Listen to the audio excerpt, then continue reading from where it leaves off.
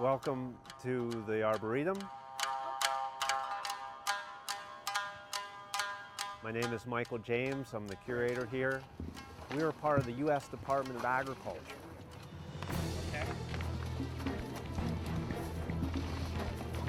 Bonsai is an art form that originated in China and then was spread throughout the world by Japan.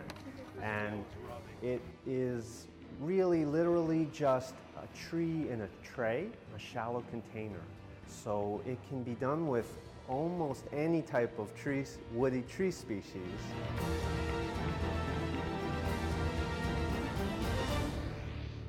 This fruit in bonsai does not reduce in size. Through the training process, we can reduce the size of leaves, which makes the little tree look bigger, but we can't reduce the size of fruit. So this is the natural size of this fruit. A good bonsai has a good flared radial root system, and that in Japanese is called the nabari. And oftentimes good bonsai have a feeling of movement or sway, and this tree is a good example of that. The oldest known age tree here at the National Bonsai Museum is Japanese white pine. Oldest tree, we call it the Yamaki pine because it was donated by a Japanese master called Masaru Yamaki, and it was in his family for generations before he donated it to the museum in 1976.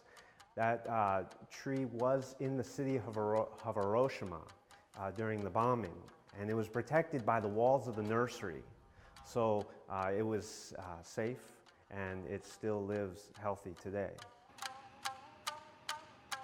There's a tree that has been named Goshen by bonsai master John Naka, and he was someone who spread the art form in the 60s and 70s and 80s, even 90s, throughout this country.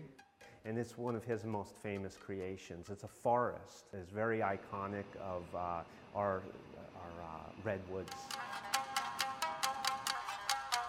In the wild, they have age limits that they get to, but in bonsai, you're always pruning and you're rejuvenating.